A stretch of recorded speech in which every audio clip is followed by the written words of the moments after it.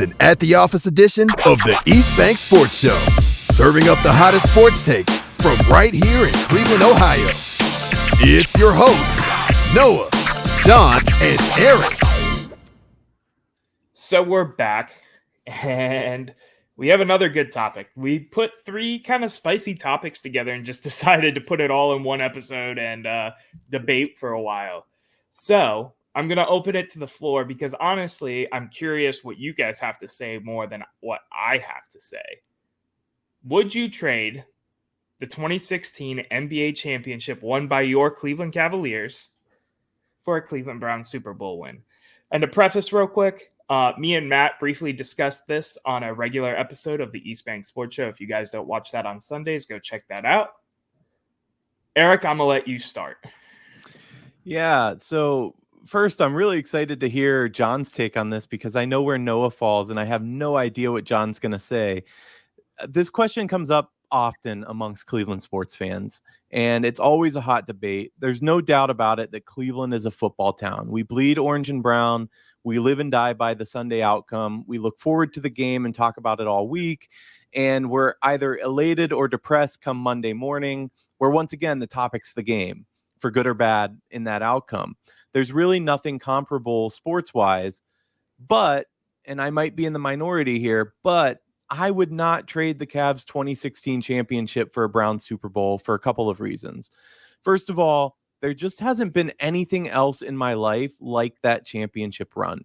Maybe had the Indians beat the Cubs, but all the storylines are there for that Cavs team. You have the local kid turned superstar who couldn't get it over the line and ended up leaving, but he's just a kid from Akron and he was going to stop at nothing to bring the championship to the city. You have being down 3-1 to one of the best teams, not just that year, but of all time. I think you have to keep in mind that the Warriors had lost just 9 games up to that point. 9. The best regular season record in history. They set over 25 NBA records and 10 franchise records that season. This is a story that goes back to olden times. This was David versus Goliath. It's the story of the giant versus the underdog. And yet we all know when you have LeBron James that you always have a chance. What the Cavs were able to do, that was special. Trading it for a Browns Super Bowl, it just wouldn't have the same magic. Maybe once I finally experience a Super Bowl in Cleveland, I'll change my mind. But for now, we will always have 2016 when an underdog team put the city on its back and brought us our first championship in over 50 years. John? I love everything Erik said. I got a lot of different directions to go with this one. The first is just to dovetail with our last conversation, Noah, you'd be giving up a Cavs championship no matter what if there was a one-game playoff because the Cavs lost game one. I won't get into that. I'm going to move forward. There's so much to unpack there for me. As Cleveland sports fans, I think the reason sports matter so much, right? It is a football town. They invented the game like half an hour down the road, 45 minutes down the road. It's a blue-collar town. We live and die with the teams. It's a lot of times people's only outlet. You had a tough week. You had a lot going on in life. For 3 hours on Sunday for the Browns or during the playoffs, you can let loose and enjoy it. And it's something that's passed down generationally. My grandmother told me stories about watching Jim Brown and the civil rights movement. My father told me stories when he worked the sideline at Municipal Stadium and watching the Browns and Bernie Kosar go up and down the field. All of these sports are passed to us. They're part of our DNA, which is why in a market the size of Cleveland, we can still support 3 sports teams. And we took a kid from Akron who left and came back. We got down 3-1 to one of the best teams ever assembled. And we came back and won 3 games in a row to win our first championship in forever, 50 some odd years. I don't remember. I used to know it like the back of my hand, and then we got one, and I forgot exactly how many years. 53, I think. 53 years. I have 4 daughters and got to sit with them now that I've passed this fanhood to them on Father's Day and watch the Cleveland Cavaliers hoist a trophy. There is no way, in any way, shape, or form, that I would ever go back in the past and undo anything that was done. That was one of the most magical rides of my life from a sports fan perspective. We were together as a community. We were together as a family. It was a party for a week. There were millions of people at the parade. That is not a genie I want to put back in the bottle. That's one of the best memories of my life, and spending that time with the kids and everything as a sports fan. So there's a 0% chance I go back and change anything about it. Now, looking forward, if you said, hey, would you rather have a Cavs championship this year or a Browns Super Bowl this year? Then sign me up for the Super Bowl yesterday. I mean, 1000%. I would not only take that.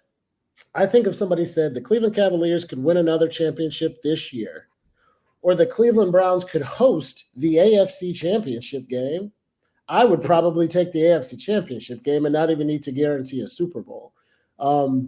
Because Browns are so big and I want to see another team do it. That's just kind of how I feel about that looking forward. But to go back to 2016 and trade it, it was too perfect, man. You couldn't. I mean, if you wrote a script like that, took it to Hollywood and said, we're going to have this kid from Akron grow up, leave, everybody hates him, burn in jerseys, come back, win a title, 53 years, you'd be like, yeah, right. Like, go to Disney. This is a fairy tale. And it happened. Like, And do you guys remember that night? I mean, I think I think Noah was downtown, right? I was downtown, yeah, with some of my high school friends. Yeah, I was downtown as well. It's almost surreal thinking about it. It feels like a dream because I'll never forget after the game ends, I was at the 9 watching it on the rooftop bar. I come down the street and it is, first of all, wall to wall people. I was walking to 4th Street. It's more people than I've ever seen, maybe except for the parade in Cleveland.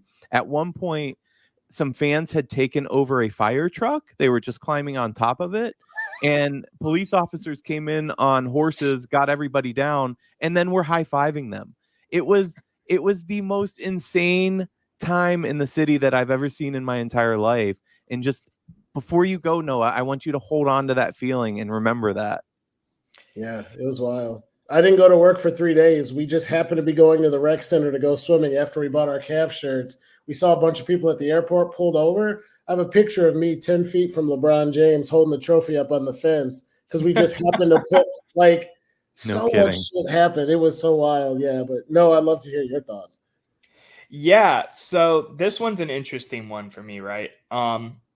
You guys went through a lot more heartache than I did as a Cleveland fan, I feel like, because, I've been a Cleveland fan for 23 years, but, probably the first 10 years of my life or whatever, you don't really, count that almost because you don't grasp the sport like you do, say 13 and on, 10, 11, 12, 13, wherever you want to put that number.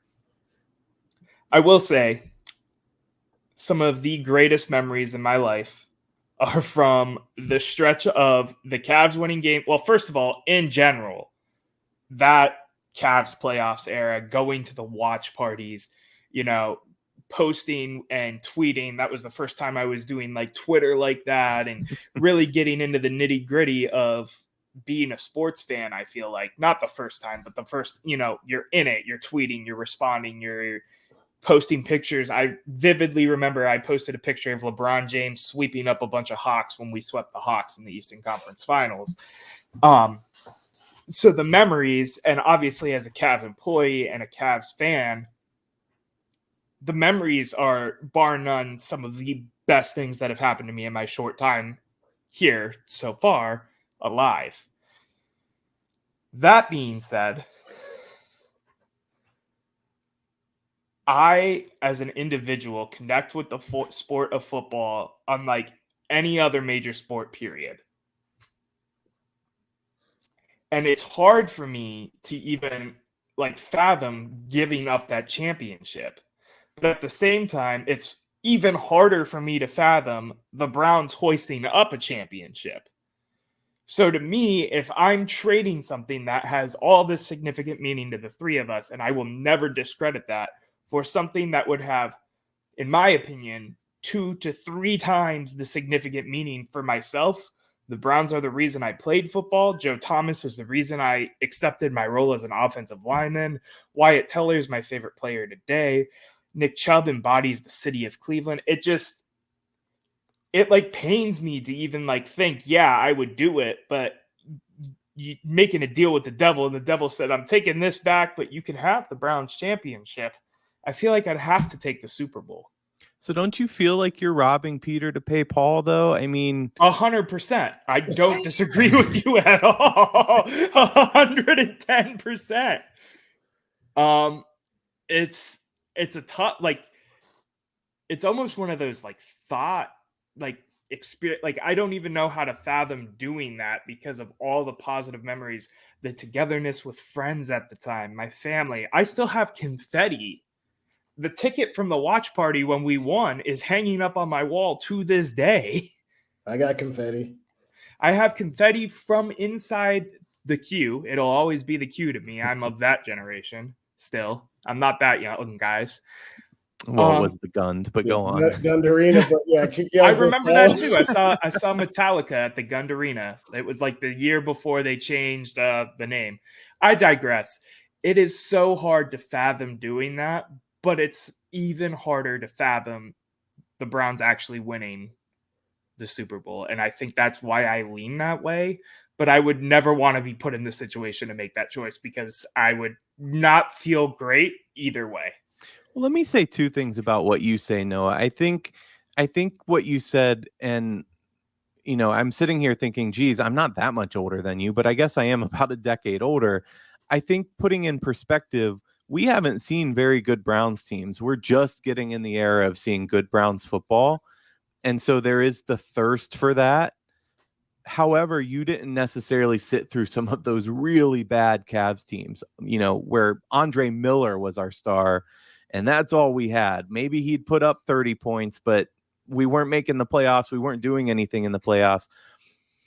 The other point I want to make is that I would feel bad, as much as I am more a Browns fan than the other teams, and I'm a baseball guy. I played baseball my whole life, but it is Brownstown, and I am more of a Browns fan. I would feel bad taking away the Cavs championship from the different communities that are more so Cavs fans. Or if the same had been said if we won Indians World Series or Guardians now, I would feel bad taking that away from those diehard fans that they're all about Cavs basketball or they're all about Guardians baseball. Looking at what could be, it's almost like your Tomlin argument. What have you done for me lately? I think you got to put some respect on the Cavs and on LeBron's name and what he did for this city. It's not easy to win a championship in any sport, especially across 7 games. Wink, wink. But to trade it off, I would never feel good about that, especially if right? If you know that you made the deal and like, oh, we took away the Cavs championship, but we got a Super Bowl. And hey, I'm not trying to sit up here and be stubborn and make, arguments until Matt. I agree with you 100% on everything you're saying. If we're talking personally, like which one I think would affect me more, it would be the Browns. And that's why I would side Browns. But again, I would hate to even remotely think about taking that away from myself, from other communities, from Northeast Ohio. I remember, so for those who don't know, who watch, I am a tattoo fan. I have a lot of tattoos. I got my first tattoo signed off by my parents at 15. I was 15 when they won the championship. Sorry, guys, for dating you a little bit. It was because it was 2016. My mom and me were going to drive to the tattoo studio that were doing the free tattoos of, the Larry O'Brien with the C or whatever, and get the matching Cavs tattoo as my first tattoo until we realized the line was like 4 hours long and they were only doing it for one day because of how much that meant to me, my family, everybody. It meant so much to everybody.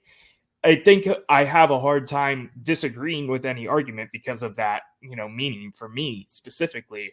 But on the contrary, the Browns winning the Super Bowl will, I guarantee, short of life goals like marriage, having a kid, whatever, be the single greatest moment of at least my sports fandom. So to trade the current for what would be that's kind of where I'm at. And for the city, I think all three of us would agree that a Browns Super Bowl is by far, the city's going to burn to the ground. It's it is the pinnacle achievement for Cleveland. By the way, since you brought up tattoos, shout out to that guy that got the Larry O'Brien at the start of the season because he was so confident. I I don't remember know where that. you are, buddy, but you had faith and you brought it home for us.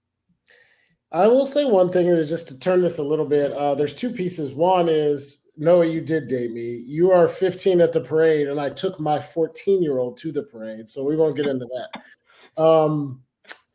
I think that there's something in life and in sports about the struggle coming before the payoff. I don't think that if you're just given something that you appreciate it. I don't think that way about money and life with work. I don't think that way about love and relationships with people. And I don't think it's that way in sports.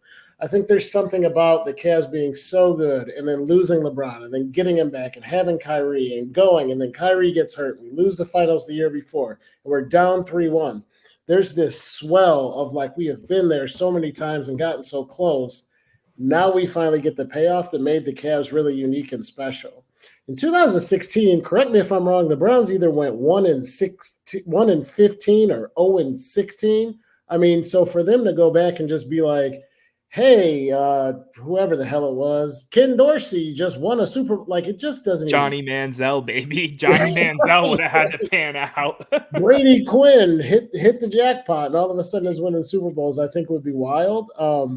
And I think there's something to be said for that. We get so like you said, what have you done for me lately? And everything now is the same argument with the 7-game series in the last segment. Like, sometimes it's cool to spread it out for 2 weeks and just let it mellow and enjoy the swell and the emotions over the course of time and not just have 3 hours. Like the Browns still are so far away, even though we feel like they're close. Like, Sadly, I feel like the Browns winning a Super Bowl in 2 or 3 years after finally making it over the hump and maybe winning a division and maybe winning a couple playoff games and getting to the AFC Championship. But the Browns are still, in my mind, so close yet so far away. Like, the whole experience would be different. Like, if the Browns just randomly won a Super Bowl after they won one game in an entire season, like, I don't know. It just doesn't hit the same as that LeBron era and all the stuff that went into it.